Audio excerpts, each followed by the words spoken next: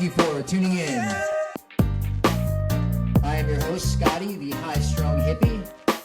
Yes, I know it's a funny name, but I'm going with it. Thank you once again for tuning in, folks. Definitely appreciate it. On this episode, we're going to be talking about some of my favorite music in the entire world, and you actually hear it playing now. It's Seed from a Tree, one of the bands that I'm in. We're going to be discussing reggae music, and one of my favorite facets of reggae music, which is actually seeing it live. I absolutely love that. You can listen to music all day, but it definitely just does not beat that live experience.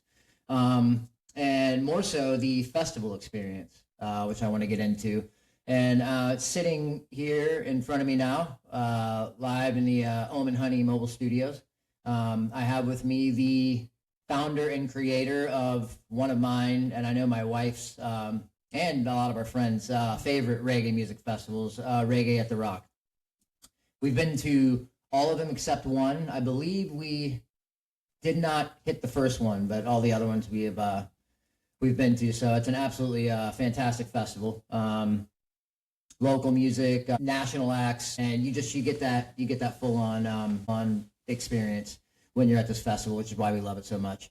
And it's local as well because we live in Daytona Beach. So it's at the Hard Rock Hotel in Daytona. So like I said, I am sitting here with Corey Morris.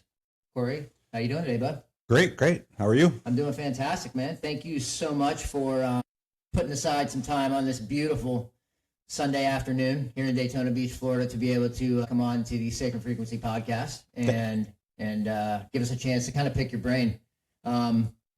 So once again, thank you very much. Thank you for having me. We definitely appreciate it. I don't know why I hit that one. I meant to hit the applause. That works. That's awesome, man.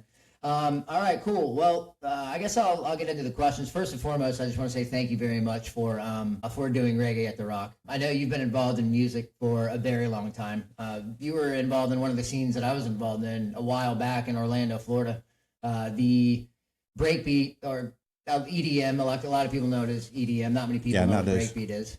But could you kind of just give us a little bit of insight as to where you started when it comes to music and event planning, and kind of what got you to doing such a big event like Reggae at the Rock at a massive venue like the Hard Rock Hotel in Daytona Beach? Well, I mean, as far as music, I guess it goes back to what you were talking about, the early scene as far as the electronic music. I was probably 15 when I started going out to nightclubs, basically, and getting into the scene, mostly breakbeat, house at the time. Also a lot of hip hop. But I didn't start DJing at the time. I started DJing a couple of years later, and that's when I guess I really got into the music. Very nice. From that, I mean, it just progressed over the years. So you started out obviously on vinyl. Definitely. 100%. I still got several turntables. Yep. 2 downstairs, 1 upstairs. Yep. I noticed those. I don't get to use them much anymore. Right. But I'm pretty much digital nowadays. 100%. Yeah, that's kind of the way it's gone.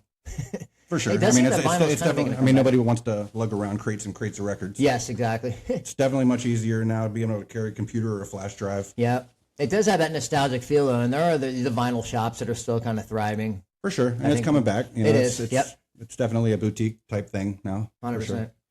But that's where my musical career kind of started, was the DJing side. Started with breakbeat and electronic. It didn't really get into reggae until probably 10, 12 years ago. Okay. I was doing a lot of hip-hop shows, and then I started playing at the Roof, actually, here in Daytona. Okay. Yeah. I started DJing between bands, and that's they were booking a lot of reggae bands at the time, so I got to get to know a lot of the bands that were local and from out of the area, and just kind of fell into the reggae scene that way. I mean, I've always loved reggae music. It just wasn't like a big driving force. I wasn't around it a lot. Sure. But that's how I got to know a lot of the local musicians, and then as far as actually doing a festival that was reggae, Anthony from Kids Rock the Nation, I donated a musical instrument to my son. Okay. That's how I got introduced to the organization. Big shout out to Kids Rock the Nation, by the way. Absolutely, it's a great organization. Amazing organization. For sure. They give instruments and guitars to children not only in Volusia County schools, but also all across the country. So it's a great organization. Look them up, www.kidsrockthenation.org. But that's how I found out about the organization. And then I got booked to do a show where I was DJing at Hard Rock. And after speaking with the management at Hard Rock, you know, about possibility of they wanting me to do a show there, I hooked up with Anthony, told him I wanted to do a benefit for Kids Rock the Nation. That's kind of how Reggae at the Rock was born. That's awesome. And you got you came out swinging. I mean, you got some awesome sponsors like, you know, Heineken, to get them to sponsor festivals. Yeah, not just everybody can pick up the phone and be like, yeah, I'm throwing an event, Heineken, you want to sponsor me? So yeah, I mean, that's definitely cool. Didn't come out swinging. What really happened is it took 2 years for the first Reggae at the Rock to happen. Was we planned the first one right when COVID. Yeah, that's like the first one was planned. We had everything booked. We were a month out, and everything got shut down. Yep. Damn. So we actually then scheduled it for another 6 months out. Right, and still we had to cancel again. Yeah. Because everything still wasn't back to normal. And then finally another 6 months. We were able to make it happen. And by that time, it went from a 1-day event to a 2-day event just because I kept having more bands contact me wanting to get involved. Yes. And it was hard to say no. Yes. To tell you the truth, because at that time, nobody was working. None of the bands had anything really going on. So everybody just wanted to play music and entertain people. Right. So then it was like, okay, well, we haven't even done it as a 1-day event, but let's go ahead and make it a 2-day event. Yeah, amen. That's just how it grew into a 2-day event, right off the bat from that. An actual festival. Yeah, very cool, man. That's awesome. So just for the listeners and for me as well, I have a little bit of experience, or a lot for me, but a little bit on the grand scale, but a lot for myself throwing festivals. I did Space Coast Love Fest in Mims. That was 10, 11 years ago. It was a EDM festival. That was a lot of fun, a lot of work. But through your eyes and through everything that you've done, could you just walk us through like the key steps of, putting something like this together and organizing it? Well, I mean, the first thing is to come up with an idea. What's your style of music? What's the concert going to be about? I mean, what are you trying to do? What kind of people, what kind of crowd do you want to have?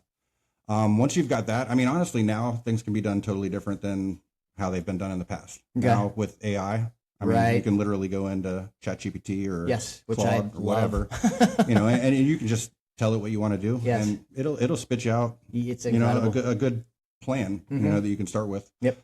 So, I mean, honestly, if anybody's trying to do events now, that's what I would say to do is, and embrace technology. Yep. Yeah, I have ChatGPT. I pay I think it's $24.99 a month, but it's whatever it is, the deluxe plan but yeah, it's absolutely amazing. From the logo to what you said, the plan. I mean, yeah, you just tell it what you want and it's all over the place. For sure. And yeah, in an event, you're just going to treat it like anything else. It's a business, so I mean, you have to look at it. You have to make a business plan. So everything you need to have written out.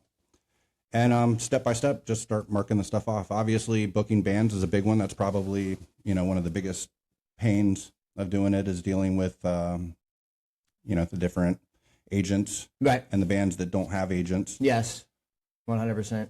Especially when you're booking a lot of bands. I mean, Reggae at the Rock, we've done 30 bands, 32 bands, yes, plus absolutely. DJs. Yep. So, I mean, getting that all together, it's a lot of coordination, a lot of different agents you're dealing with, and then obviously a lot of deposits you're going to be paying. Mm-hmm. Some of the local bands, you may not have to pay a deposit, but all the bigger ones, you're going to be signing contracts and doing deposits. Sure. 100%. So as far as that venue, the Hard Rock, I don't know if you touched on it a little bit earlier, but was that something before you had the idea of a reggae festival? Was that where you knew that you wanted to do it? Well, I mean, it's a beautiful hotel on the beach. Yes. I mean, who wouldn't want to do an event there? Yeah, but yeah, I got brought in to do to DJ actually at another event there, and that's how I met the management. And it was literally a week after that I was speaking to them about putting on Reggae at the Rock. That's awesome. So as far as that goes, what factors influence the size and the scale of the event? Obviously, your first one, it would be a budget. The size or the scale, how much money you have. But so let's say, for example, the one you're going into your, is this the fifth one? Yes. Yep, number 5. Going into that, what factors are you looking at now that are going to influence the size and what scale you can? I mean, budget's always a big thing. You've also got to look at what else is going on, around that time frame. Right. When I started Reggae at the Rock, we had obviously Reggae Rise Up, in the St. Pete, Tampa area. But now Florida Groves came into the same time period, and that's they've got a huge amount of money behind that one. Yes. So it's that time period kind of became saturated, the springtime. So that's why we've moved Reggae the Rock now to the summertime. Which I think was a great idea, by the way. So now it's going to be kind of a back to school bash. Yep. But yeah, we got away from all that other competition. So I mean, that's something you always got to look out for, is what else is going on in the area. Sure. You can't always plan for it, because again, like Florida Groves, right. You didn't know that was going to be starting the next year. Yep. So. Yeah, and it's Florida. I mean, there is always something going on. Yeah, and we're a smaller festival. We don't have the big budget. Right. And we're not trying to be the big budget festival. I mean, Hard Rock doesn't hold that many people. It's not a festival grounds. Right. We can't have 10,000 people there. We can have up to 1,000 possibly.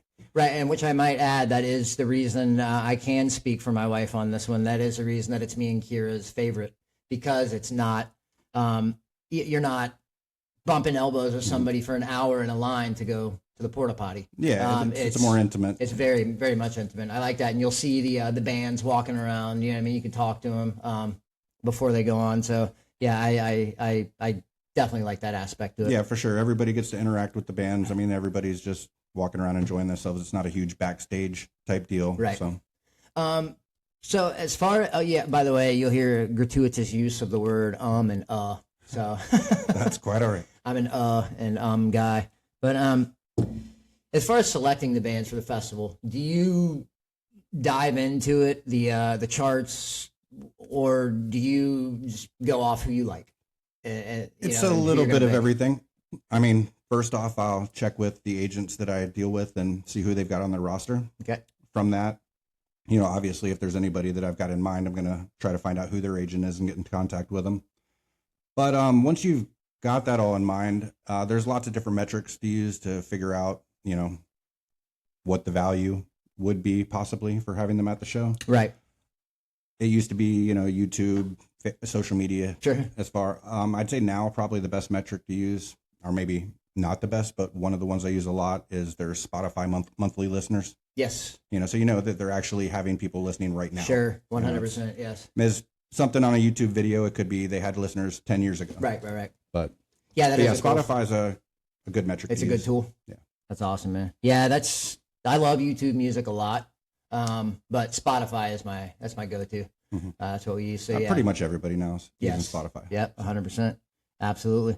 Now, something that I've definitely always wondered, like I said, I had the experience throwing the festival back in the day, the EDM festival. Our budget was small. We had a lot of local. We didn't have that many big name acts. But what is the balance when you're booking versus booking local versus the big names? I mean, obviously you don't have the budget to bring $500,000 worth of big names in, but do you have a percentage that you go on? All right, I want 40% local, 60%, or vice versa? No, it's basically in the beginning you're probably going to do more local, as you don't have that big budget. Right. As you grow, if you're putting money away and you're able to invest in the future events, that's where you're going to be able to start getting the bigger artists. And some of the bands are very expensive. Yeah, absolutely. A lot of the reggae bands are, definitely in the tens of thousands. Right. Is it true if they're already, and you're snatching them when they're already on a tour and they're kind of the way through, you kind of works out a little bit more in your favor? That can definitely benefit you for sure. Yeah, absolutely. Talk to the agents. I mean, just the parts, obviously they're already routed. There's no airfare. There's things that can be done. Absolutely. Definitely benefits. 100%. And there's negotiation with agents and most bands. Absolutely. Oh, I can only imagine. And you kind of do this solo, don't you? I mean, yeah. I mean, for the last several years, I have been doing most of it. But it has only been an annual event, so I've got time. Right. Yeah, that's a lot of work for one person, then, man. Yeah, I do need to get to where I'm allowing people to help. I'm one of those people that kind of wants to keep my fingers on everything. Yes, absolutely. It's hard to ask for help. Well, yeah, absolutely, and your name's on it, so I totally understand that. When you bring somebody else into the pot, they bring their ideas and or their habits, and they might not be necessarily good for what you're doing. For sure. So I definitely understand that 100%. My wife is that way. We're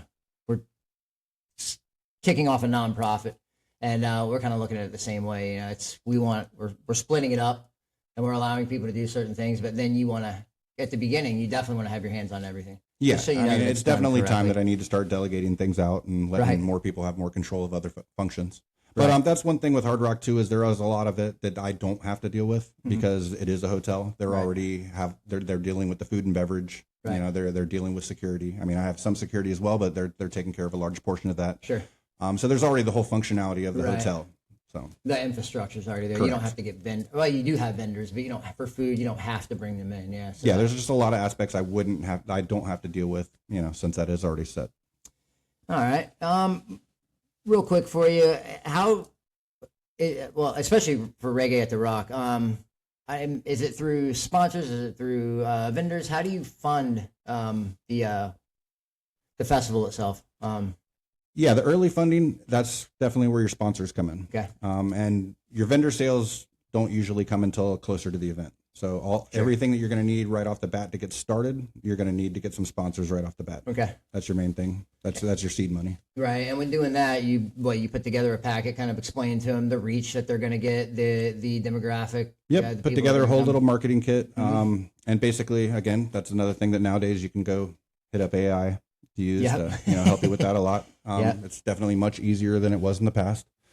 But just something detailed, letting them know about the event, the amount of people that you expect to attend. Basically, you want to give them the demographics, what age groups that is your average age group for the area. Right. All of those things are great things to have in your marketing kit.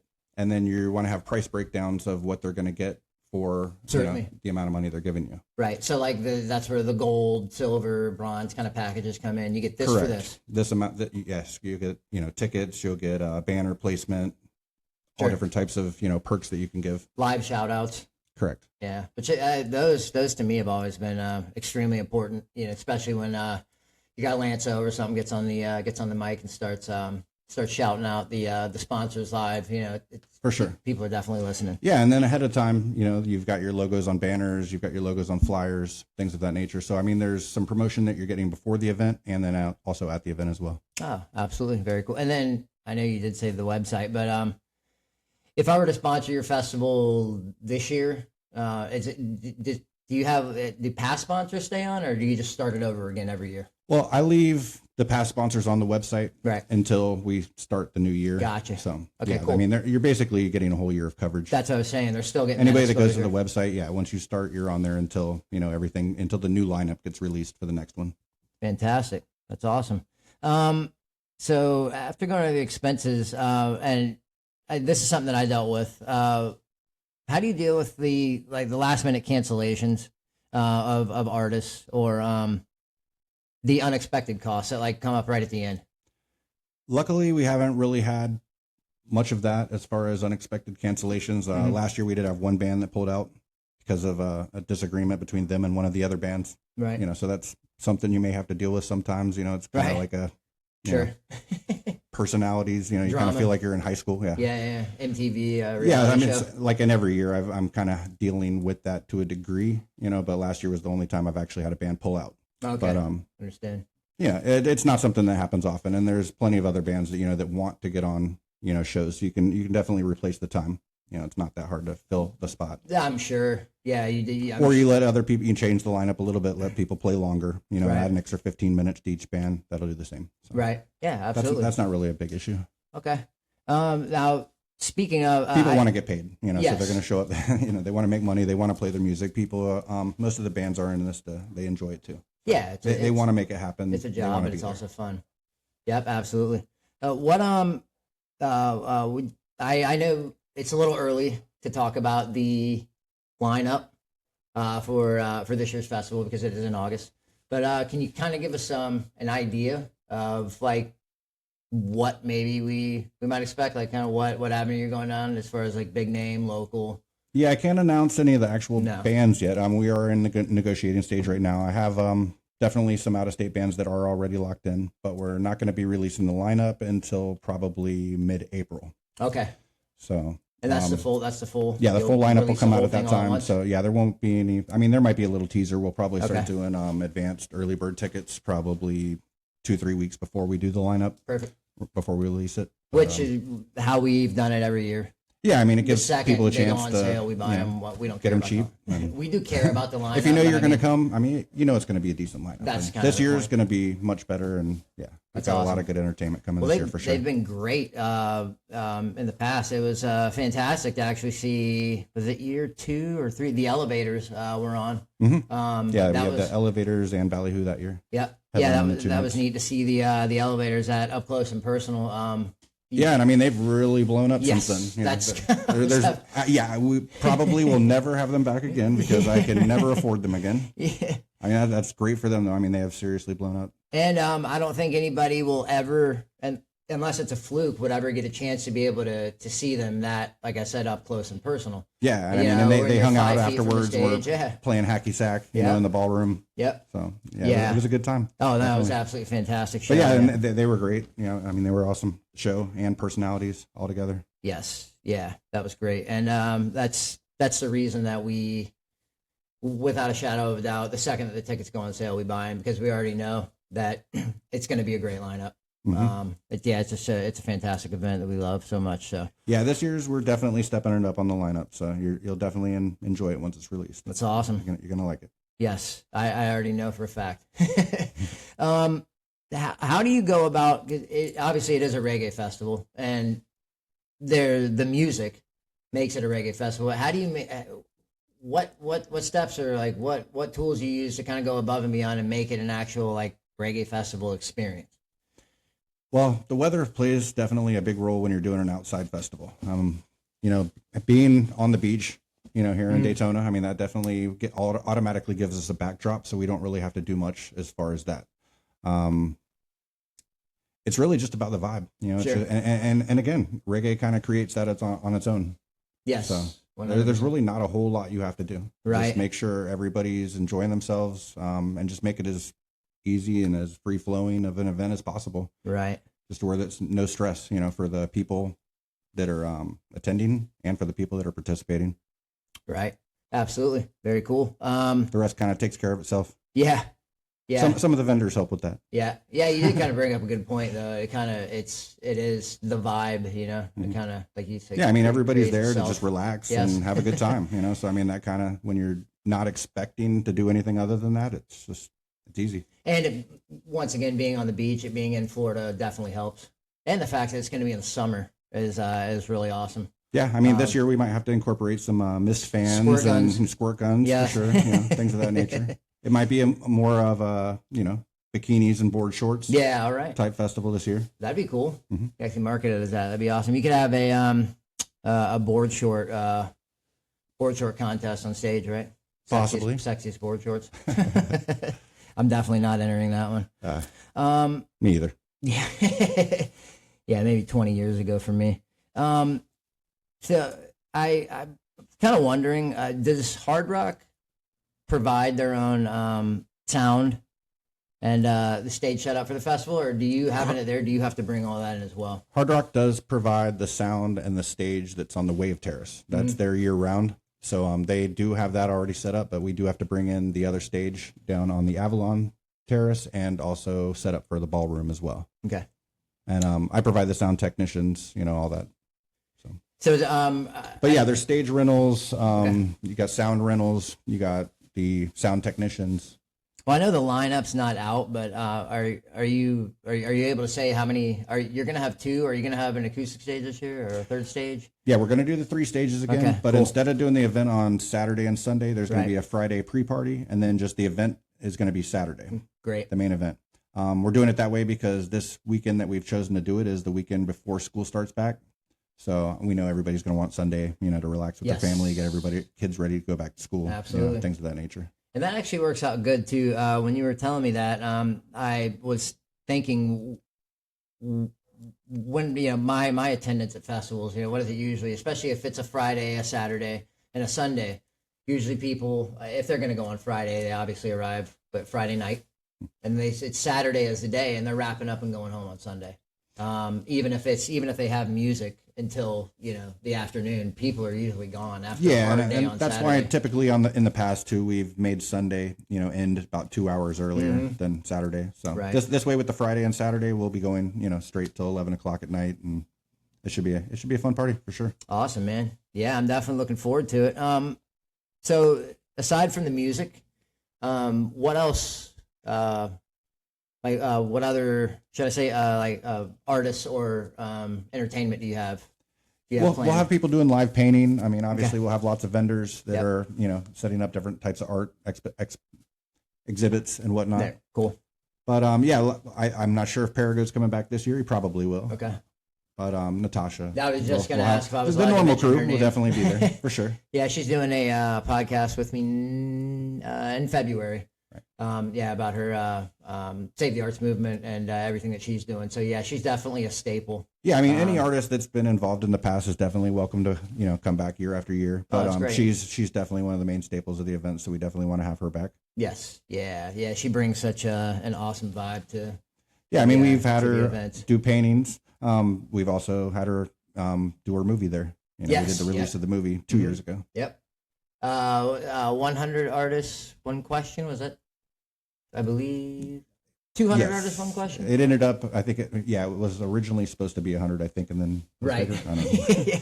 Yeah, that was really neat. It grew and grew, kind of like the first year of the festival. Yep, absolutely. So when it comes to working with the local community, and like your sponsors and stuff, how do you start early reaching out to, like, I guess the Chamber of Commerce or any local, what's the word I'm looking for? Yeah, I mean, any local organization like that's good to get into. There's a lot of business people in organizations like that, but you can never start reaching out too early. So and plant the seed. So that's pretty much is that like I said, that's where your original money is going to come from. Okay, that's what I was asking. Our main sponsor, Vasileris Wagner. Yep. Now Wagner, the lawyer dude. Yep, the lawyer dude. The lawyer dude. He's been great. He's a fantastic sponsor. We've got other sponsors as well. And some sponsors aren't always going to give you money. Right. Okay. You can also do stuff in trade sometimes. All right. Explain that a little bit. Cool. I mean, that's a great thing to do as well. Like, for instance, all the plants, the palm trees and whatnot that we bring up there. You know, those are provided by Beck's Landscaping. Over here. Oh, killer. It's Beck's Nursery.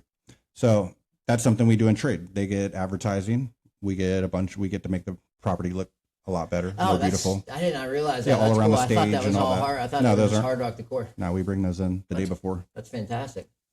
That's awesome, man. Taking that extra step just to make it that more enjoyable for people. For sure. Definitely like that a lot, man.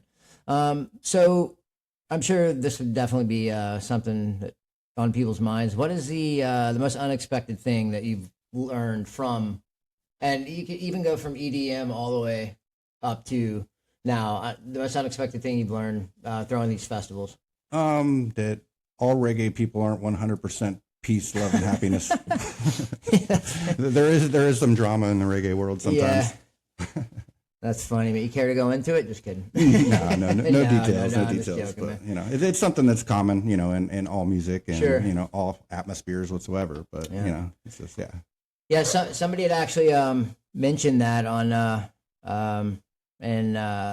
Natasha's movie. About the not being all the peace, love, and that is kind of funny. I play in a couple of reggae bands, and I mean, it's just it's people. Yeah, I mean, the first year of Reggae at the Rock, we had another promoter in the area that there was a little thing that went back and forth, but it got solved, and it just got blown out of proportion. There was no reason for it. Right. I had actually tried to work with them before any of the drama even started, but I got blocked on Facebook, and then comments on everything I posted, even my paid ads. Oh, so. No. Wow, man. It got cleared up, and it's all fine now. But that's cool, there is drama. And not just between the promoters and the owners, also, like I said, the bands. The bands, like you said, you had the one that had to, they had to cancel. So that's life. It is what it is. It is life. Yeah, I guess if everything ran smoothly and went perfectly, everybody would be doing this. Correct. But, it takes a special kind of person to be able to deal with all that. I'm a musician, and I know myself, so I couldn't imagine dealing with 100 of me. I would go. Actually, the weekend of the event, that can be pretty stressful too. I'm sure. As your phone never stops ringing. Right. Everybody needs you everywhere. No, absolutely. So imagine 30 different bands, 5 members or so per band, and even during the festival, though, I know I see you running around, man. You look like you have a friggin' battery stuck to your back, like the Duracell. You know what I mean? You never stop. You're just going. Yeah, year before last, I had the Map My Walk app on my phone. And, yes. Yeah, I did about 20 miles that weekend. Wow. Of walking. and that's up and down the stairs, up back and forth from the Wave Terrace down to the Avalon. It's big circles, and it showed the path of what I did too, like on the app with the GPS. Yeah, that's awesome, man. Well, hey, man, that's if you're anything like me, that'll be your one workout of the year. So. Yeah, well, I try to walk every day, but not like that. Yeah, absolutely. But when I'm at an event, working an event, I can't relax. Yeah.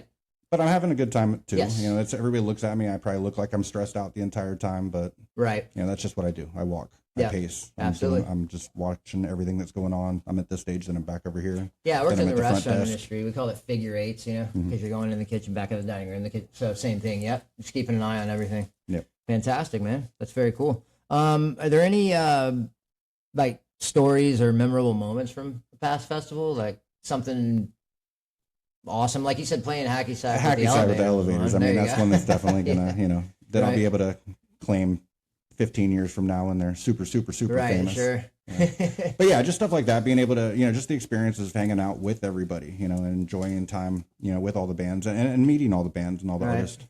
I'm definitely, that's definitely another benefit of throwing events too, is you get to meet everybody. Yes, absolutely. Yeah. I mean, you're paying them money, but you're still meeting them. Yep.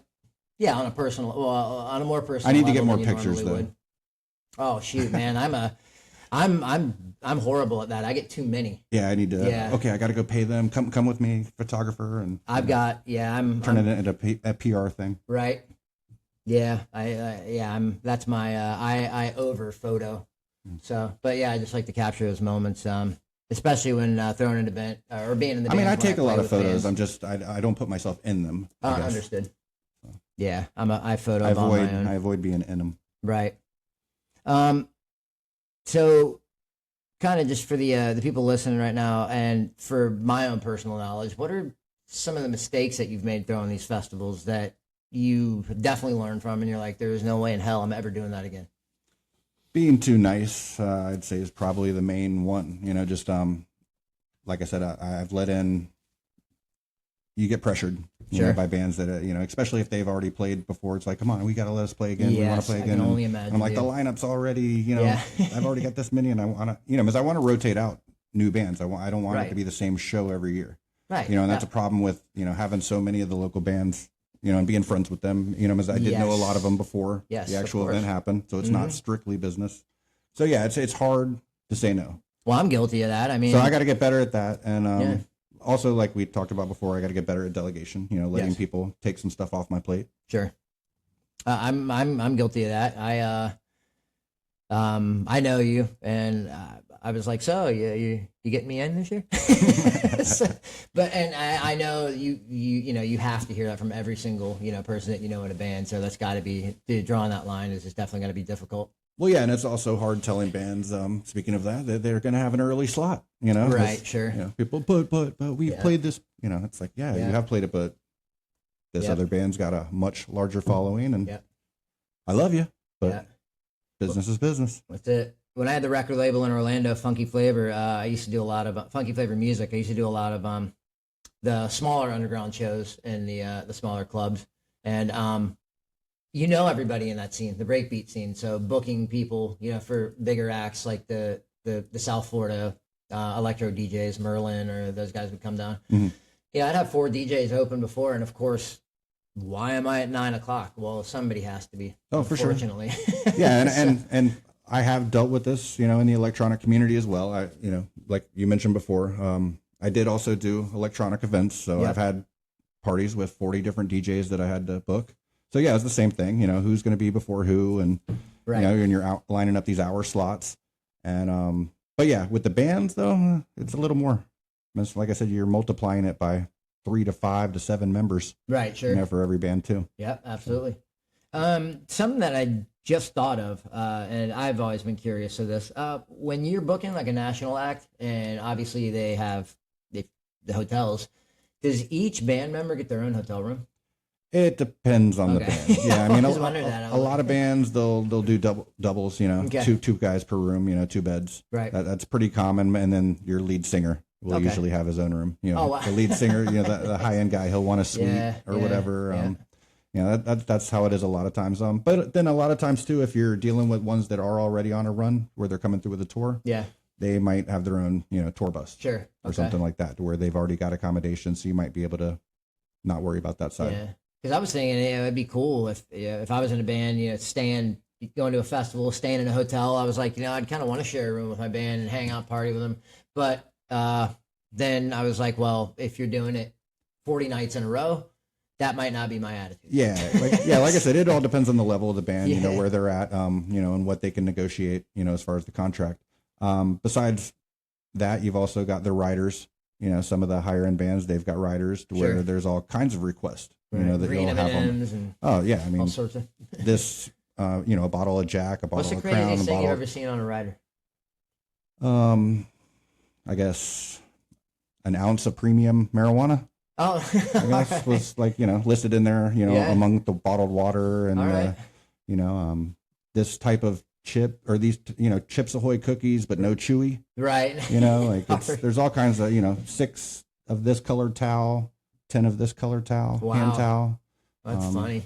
There's lots of random. Could you imagine getting the call like, I requested premium marijuana in my rider? Yeah, it's not doing the trick. That's it. Well, and in the rider, it'll say in quotes, in legal states. Okay, you know, so if you're not in a legal state, you don't have to do it. Nobody's breaking the law. Right.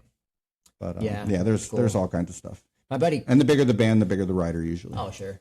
I guess when you get to that point, though, that's kind of one of the perks, right? Yeah, you want all your comforts. Sure. You know, everything that makes you happy, and you know, so if you want a certain type of M&Ms, or you want a deli tray, and you know, there's all kinds of stuff. Yeah, that's awesome. My friend Chris worked with Insane Clown Posse real quick, and he would travel with them, and they would make their stop at every city. He was part of the team that would go out and get them what they needed, because this was 20 years ago, where you know, you couldn't request, you know, weed from a you know, from a promoter or whatever, right? Or maybe they did, but some promoters weren't cool with it. So he was on probably the team. Wasn't in writing. Right. So he would go out and he would get that for him. They would spray paint the bed sheets and throw them over the overpasses, saying ICP in town, all that kind of stuff. So yeah, I was like, sounds like a cool job, but not really risking going to jail for Insane Clown Posse. So. Right. But so as far as the future, could you kind of just maybe tell us about definitely the future plans for Reggae at the Rock in the next 5 years, and then your future plans, because I know you're not just going to do Reggae at the Rock. Yeah, I mean, there's Reggae at the Rock that's going to keep going and, you know, keep growing over the years. But besides that, there are definitely some other projects I'm working on, and not a whole lot I can say. I mean, there are definitely 3 or 4 other events that are coming up in the pipeline, and those are also going to be annual events. Are they reggae based or just? Not all of them. Yeah, okay, no. Cool. There's going to be a few different things. One other one is reggae, and then there's 2 others that aren't. There's also a venue that I'm going to be working with. I actually work with the owners now on a different project, but it's going to be opening up in Cocoa Beach. There's going to be another music venue out there that will be mostly reggae. Oh, killer. It's going to be an awesome spot. Can't really give out too many details on that either, but that's projected to open in probably about 2 months. So the whole venue is going to be, it's going to be like a reggae style? Yeah, it's going to be like a big tiki bar type, nice stage, good music, good sound. It's a good thing I'm learning how to have fun without alcohol. I quit 8 months ago. You know, it's weird. You know, I literally just thought about it. I was like, oh, cool, a tiki bar. I'll go there, have a couple drinks. And 8 months ago when I quit drinking, I was like, there's no way I could have fun. You know what I mean? But now I'm like, I could totally go to a tiki bar, listen to some reggae music, and have fun. For sure. You know? Yeah, I mean, without the alcohol included, but I haven't drank in like 4 months now, something like that. Man. But yeah, I mean, it is. I mean, but I still work at bars. You know, yeah, I'm still out at bars every night. You know, or not every night, but you know, every week. It's different being out around other people that are drinking when you're not. But at the same time, it kind of gives you the visual of that's what I look like when I'm drinking, and kind of you know, it's more of a deterrent to drink, to tell you the truth, once you start going out sober. Yes. Yeah. My wife, I was talking to her about it the other day, and it in no way, shape, or form I'm judging anybody, but or people. But yes, when I was observing just some of the behavior, and I was like, that's how I used to act. Good grief, I was crazy, man. And think about and how many times have you like got somewhere when you were drinking and the people that you were meeting, they were already pretty buzzed, and you're like, I got to slam a couple to catch up to get on their level. Yes, because you already knew right then they were already annoying. Yes, exactly. So I got to get to where I can deal with this. Yeah, or you deal with it. That's so funny, man. So we already knew that. Yeah, but yes, so it's not like it's some rocket science. It's not an epiphany, right? Yeah. That's funny. Yeah, it's definitely different. Like no reason, I guess, to go just sit at a bar for hours and hours and hours anymore. But I still go out to music shows. Yep. I still go out to concerts. I still work. I still DJ, so I'm still around bars. Yep, absolutely. But I'm definitely saving a lot of money. Yes, amen to that. I mean, dinners now are $25 instead of $75. Yes, absolutely. So. Yeah, we were just. I mean, my wife, she's right behind me. I keep looking back at her every time I mention her name. But that was a funny thing. Dinner minimum, minimum, even at a pizza joint, like right up here at Pizza City, $100. Yeah. I'm getting 4 buckets of beer or whatever. Mm-hmm. Good grief. So, but 100%. But that's very cool. A reggae-based venue would be absolutely fantastic. Yeah, it's going to be a really nice spot. Yeah, that's awesome. The owners of it are super cool as well. So. Well, convince them to franchise and get one going here in Daytona. They've got several other businesses in Cocoa Beach, and they run those very well. Fantastic. It's going to be a great spot. That's awesome, man. Definitely looking forward to it. With that, last question on that, you'll be doing the booking and bringing the people in and stuff? I'm going to be handling the music. That's great. All of it? That's nice. All right, man. I'll also be DJing from time to time, Okay. Probably on the bigger shows, like I'll fill in when bands are changing over and whatnot as well. And you spin everything, don't you? Yeah, I mean, I started, breakbeat, and hip hop, but at some point I realized I wanted to get paid, so now I play whatever. You want me to play the wobble, I'll play the wobble. Yeah, whatever it is.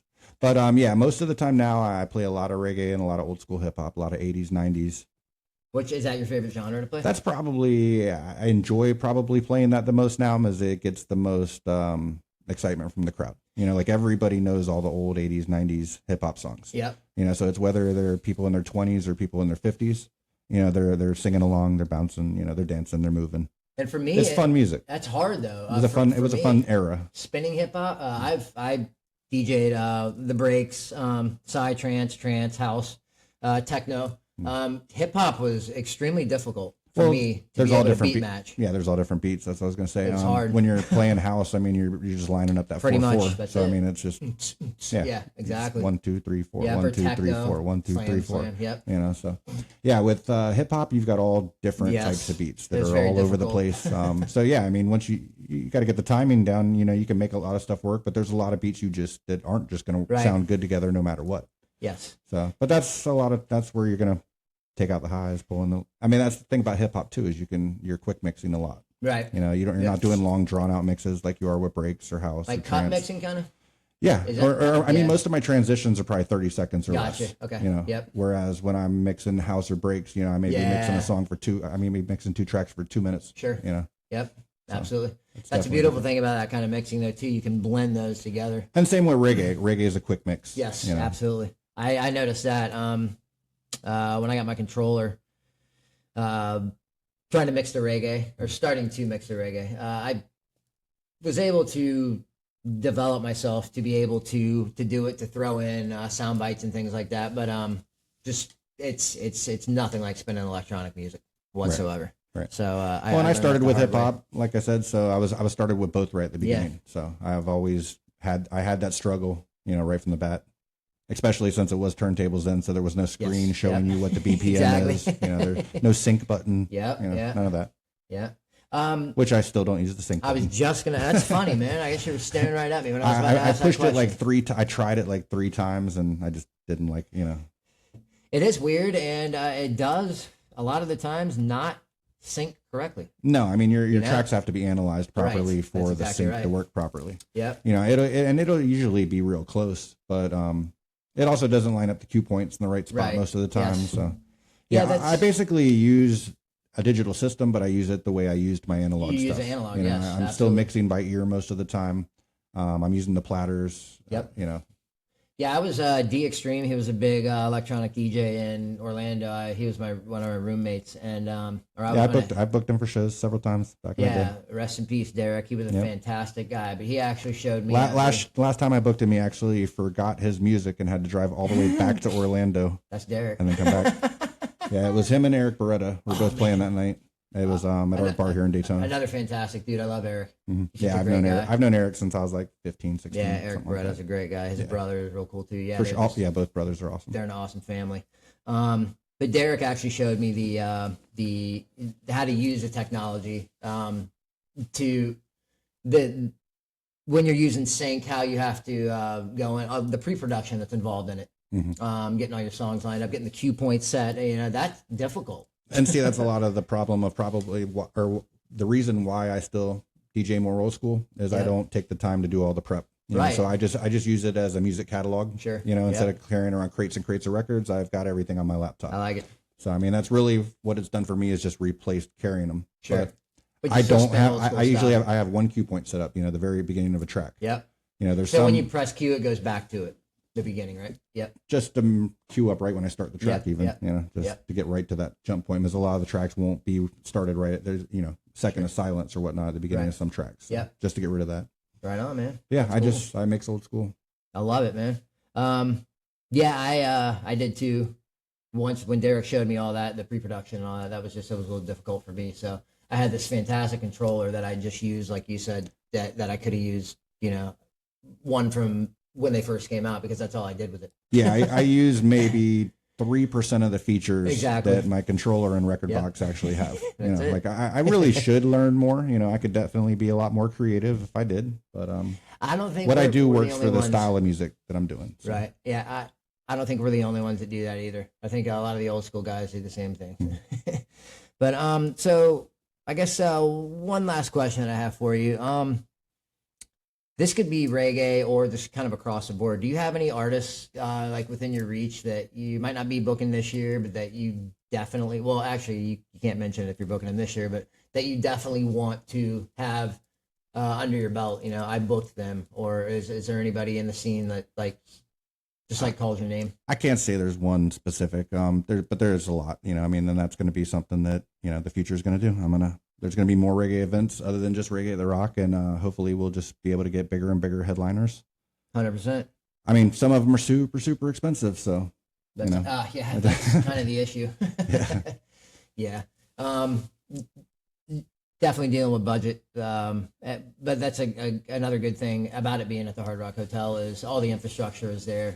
Security is obviously provided by them and everything, so that's nice. Yeah, that is there, but we're also limited on the amount of people, so we can never do too big of a show there either, or the tickets would have to be $1,000 a piece. Yeah, I was going to say though, your ticket prices are still very affordable for a festival too.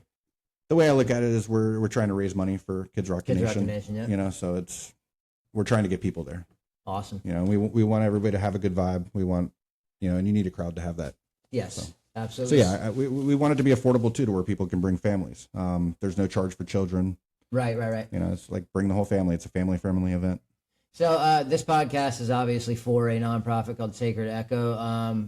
But talking about Kids Rock the Nation, I know it's an organization that gets instruments to kids. Are these like kids that are in schools and music programs, or? It's a little bit of everything. They do donate directly to Volusia County and Flagler County schools, but they also have a program where if you go on their website, you can actually fill out an application. So if you know a youth that doesn't, that's interested in music and wants to take it serious, they'll not only give them an instrument, but they'll also provide, musical education as well. That's fantastic. They'll hook them up with somebody to mentor them and help them out.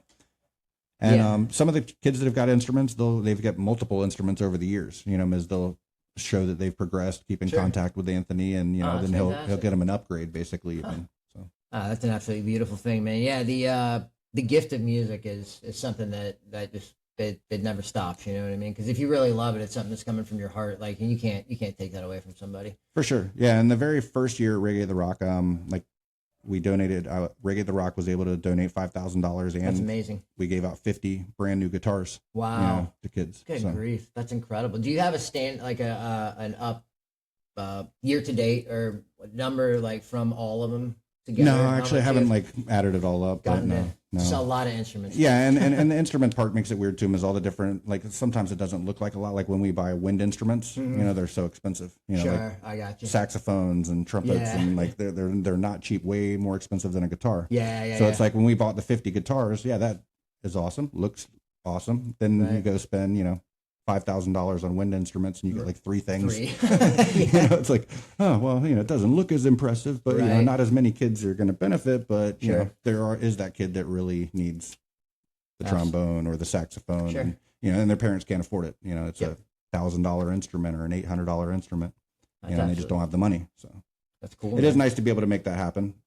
Sure, for sure. Yes, absolutely. Yeah, so that's a beautiful thing, man. When you can give the gift of music, your kids are going to get their education, you know, from school, but it's, you know, when you're giving somebody the gift of music, that's far beyond anything. In my opinion, you know, once you have that, I said, you know, you fall in love with it. It's in your heart. Even if you don't have an instrument with you at the time, that is something that is like, it becomes a part of you, you know, if you're a musician, a part of your soul that just, it's always with you. It's amazing. Yeah. And even if the kid doesn't end up, you know, having a career for music, you know, it kept them doing something positive through their childhood, you know, kept them out of, you know, off the streets doing bad things, you know. Yes. They're learning something positive when they could have been doing something else. So all in all, it's definitely a great program. So definitely check that out again. KidsRockTheNation.org.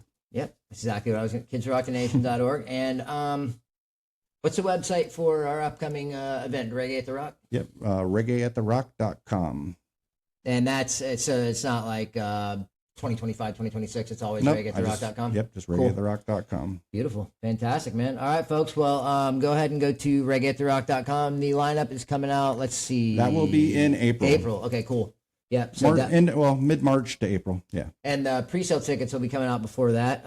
Obviously. I can... Yeah, probably the beginning of March is when we'll put the pre-sales on. I can encourage you, if you like reggae music, you just like a nice festival on the beach, you're going to want to get the early birds. It'll save you some money. You will definitely have a guaranteed fantastic time, no matter what, I promise. Well, I want to go ahead and thank you so much, Corey. I definitely appreciate you coming on the podcast and sharing a little bit of insight on the whole festival planning, organizing, especially when it comes to the reggae side of it. So we definitely appreciate you, man. Yeah, man. Thank you for having me on. Absolutely, 100%. Folks, once again, I'd like to thank you for tuning in. Check us out at www.sacredecho.org. That is the website for our nonprofit. It explains exactly who we are, what we do, what we're about. And if you have anything you'd like to hear, we take a holistic approach to a lot of things. So plant-based medicine, music, because we do believe that music is healing. So it all does come full circle back to what we're all about. So once again, folks, I just really want to thank you for tuning in. Have a great day and much love.